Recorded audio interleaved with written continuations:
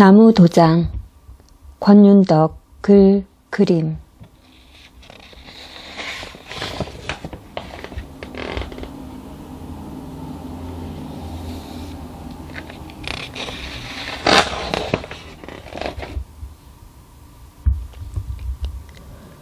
어머니는 반들반들 손때가 묻은 나무도장을 주머니에 넣고 길을 나선다.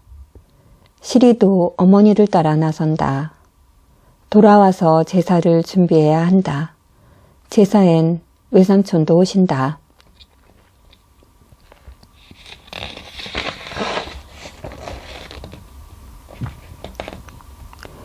어머니 걸음이 빨라진다. 어머니는 아무 말이 없다. 어머니에겐 비밀이 많다.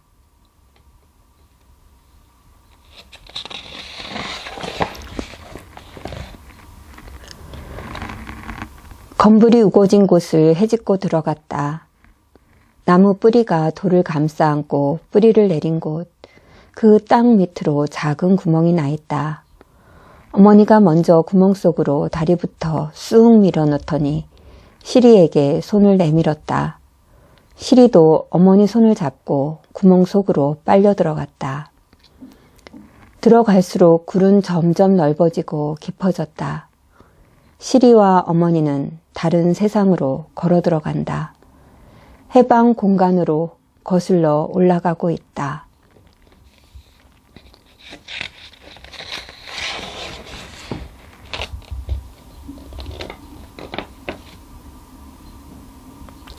나무 도장.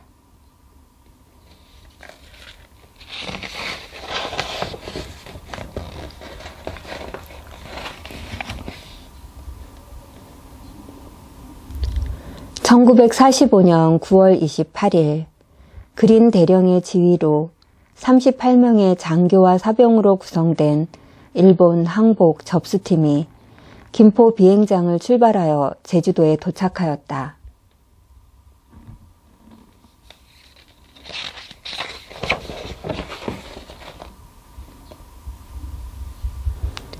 해방을 맞이하여 징용 나갔던 사람들과 일본에 돈 벌러 갔던 사람 6만 명이 고향으로 돌아온다. 해방의 꿈도 함께 들어온다.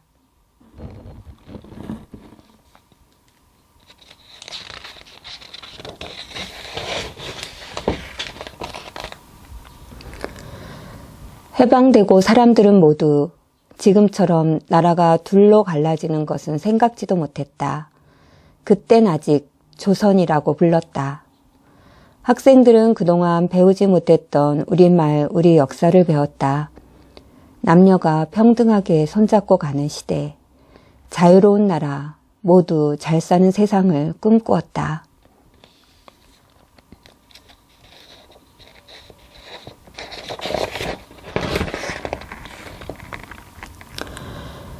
해방의 꿈은 1947년 3월 1일 관덕정 광장으로 나온 사람들의 가슴속에도 넘쳐났다. 3.1 정신으로 통일 독립하자는 삐라가 전봇대마다 하얗게 붙었다. 사람들은 파도가 되어 거세게 출렁거렸다.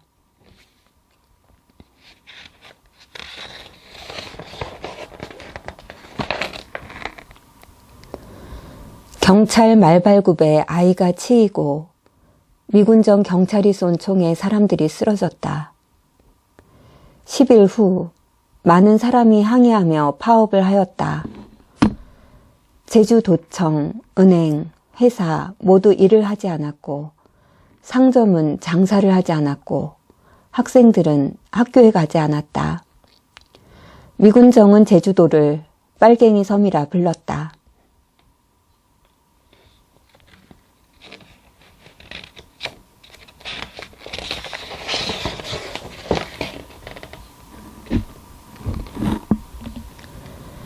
(3월 12일) 파업이 일어나자 육지경찰 321명이 추가로 제주도에 도착한다.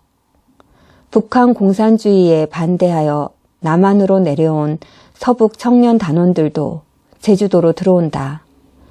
48년 4월 3일 무장대에 봉기가 일어나고 20일 국방경비대가 제주도에 추가로 도착한다.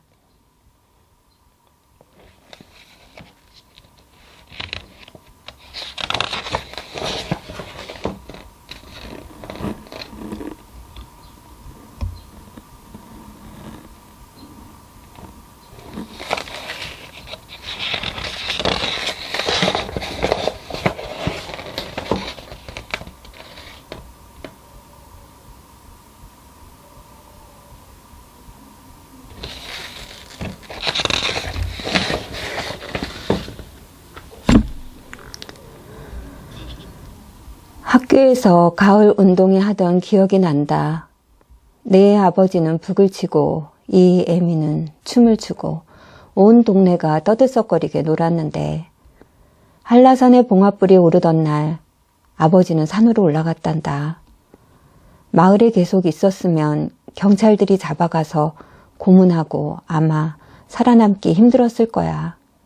빨갱이라고.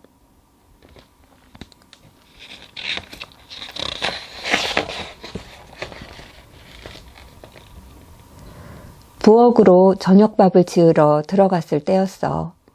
서북 청년단원이 마당으로 들어오면서 등에 메고 있던 빗자루를 하나 떼어 불을 붙이더니 처마 밑에 대었어. 펑 하고 불길이 솟아올랐단다. 할아버지가 방에서 뛰어나오자 군인들이 총을 쏘았어. 할머니는 내 동생을 들쳐업다가 동생과 같이 총에 맞았고 빨갱이 가족이라고.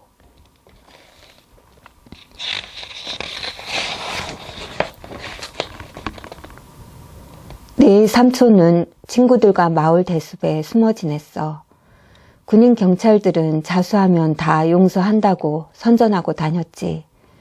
청년들이 많이 지서에 자수하러 갔단다. 청년들도 고문하면 죽어나갔지. 안 했다고 하면 했다고 할 때까지 때리고, 했다고 하면 또 했다고 때리고. 다음 날 트럭에 몇 차씩 사람들 싣고 나가더니만 빈 차로 돌아왔어. 숨어 지낸 사람들 모두 빨갱이라고. 그땐 빨갱이라고 손가락질만 해도 죽어나가던 시절이라. 삼촌은 아직까지 소식을 모른단다.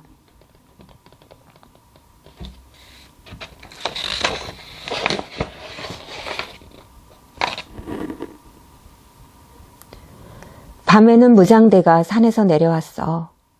마을을 돌아다니며 먹을 것을 빼앗고 동장 아저씨를 죽창으로 찔렀어. 경찰 앞잡이라고. 기와집에도 불을 질렀는데 기와장 터지는 소리가 얼마나 무섭던지 사람들은 숨죽여 이야기했지. 어제는 누가 죽고 밤에는 누구 장례를 지내고 이러다가는 사람들 모두 죽을 것만 같다고 했어.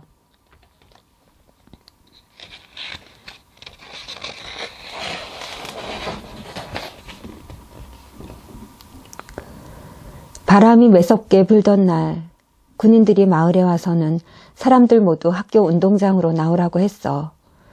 수백 명이 이유도 모른 채 모였지. 군인들은 군, 경찰, 가족을 따로 불러내었단다. 나머지 사람들은 트럭에 실려갔어. 빨갱이 도와주었다고. 재판도 받지 않고 그렇게. 이 애미는 외삼촌이 경찰이라 살아남았어. 나만 혼자 살아남았구나.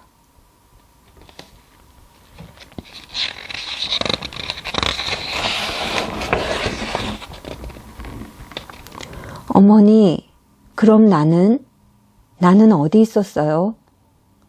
어머니는 주머니 속 도장만 만지작거렸다. 가끔 동굴 천장에서 물방울 떨어지는 소리가 들렸다. 어머니는 숨을 몰아쉬다가 아주 작은 소리로 다시 이야기를 꺼냈다.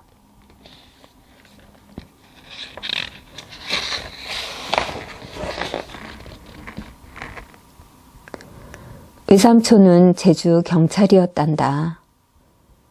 그해 겨울 내내 산에서 체포한 사람들을 길잡이로 내세워 한라산을 샅샅이 뒤지며 빨갱이를 잡으러 다녔어.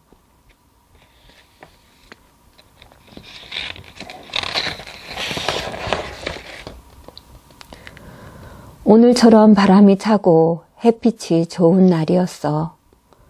외삼촌은 작은 굴 입구를 향해 총을 겨누고 있었지. 다른 경찰과 군인들은 동굴 안으로 들어갔는데 들어갈수록 굴은 점점 넓어지고 깊어졌어. 그릇들이 널려 있는 것을 보고는 군인들이 사람들을 찾으려고 돌을 하나씩 들어 올렸단다.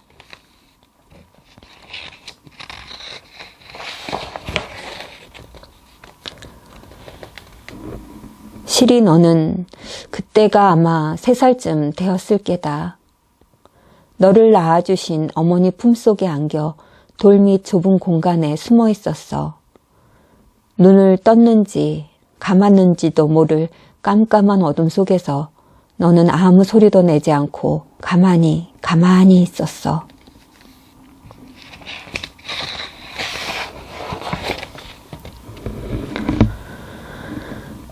동굴 안쪽 깊숙한 곳에서 한 노인이 잡혀나왔단다. 군인들이 사람들 어디 숨었는지 알려주면 살려준다고 하자 그 노인은 다 말해버렸어. 군인들이 다시 굴 속으로 들어가 숨어있는 사람들에게 살려줄 테니 걱정하지 말고 나오라고 했어. 내 어머니도 어린 너를 안고 밖으로 나왔지. 사람들이 모두 굴 밖으로 나오자 군인과 경찰들은 사람들을 아래 밭으로 몰고 갔어.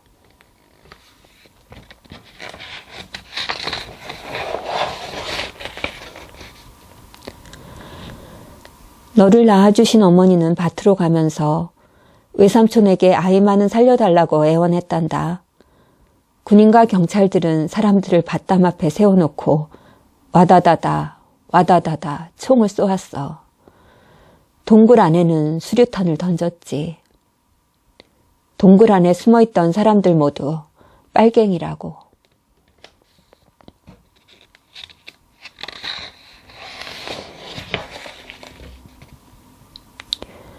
아이가 살아있을지도 모르는데 외삼촌은 지서에 돌아와서도 계속 그 생각뿐이었단다. 날이 어둑해졌을 때 이 애미는 외삼촌과 함께 아무도 모르게 그 밭담 아래로 갔어. 어린아이가 어머니 치마폭에 폭 쌓여 있었지. 너를 덥석 안고는 밭을 빠져나왔단다. 내 품속에서 어린애가 몸을 푸드득 떨 때마다 얼마나 가슴이 뛰고 눈물이 나던지.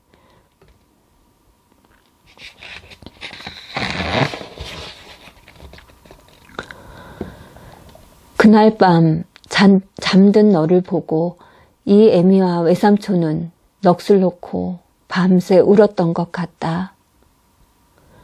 꼭 움켜진 내 손은 그대로 굳어버린 것만 같았어. 며칠이 지나서야 내 작은 손이 풀렸는데 그 안에 나무 도장이 있었단다. 아마 내 어머니가 내 손에 쥐어준 것일 게다. 나중에 그 도장 이름을 찾아보니 가족이 모두 돌아가셨더구나.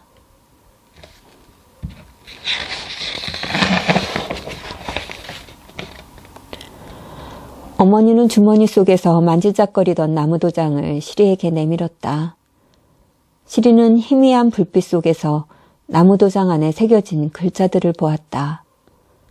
검붉은 글자들이 시리 눈 속에서 춤을 추며 일렁거렸다.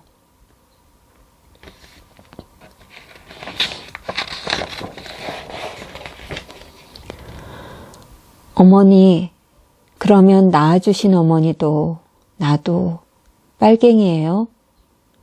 빨갱이가 뭐예요? 글쎄, 나도 모르겠다. 육지 사람과 함께 들어온 말이지. 그때 관덕정 광장에 이 애미도 나갔단다. 길 건너에는 아버지가 있었고 존경받던 마을 어르신들 지나가면 모두들 인사하고 젊은 청년들이 와샤와샤 함성 지르며 뛰어갈 때는 땅이 울리고 파도가 출렁이는 것 같았어.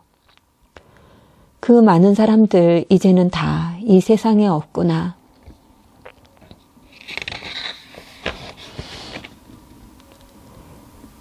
해방되던 날 친구들과 한라산 오름에 올라가 목이 터져라 노래 불렀었는데 우리가 꿈꾸는 세상을 우리 손으로 이룰 수 있을 것만 같았지 첫 총소리가 들리기 전까지는.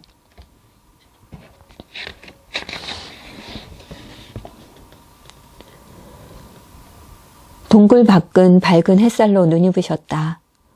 어머니는 한동안 우두커니 서 있었다. 시리는 주머니에서 나무도장을 꺼내 자세히 보았다. 작고 동그란 타원 안에 글자들이 반듯하게 새겨져 있었다. 낳아주신 어머니 얼굴을 마주보고 있는 것 같았다.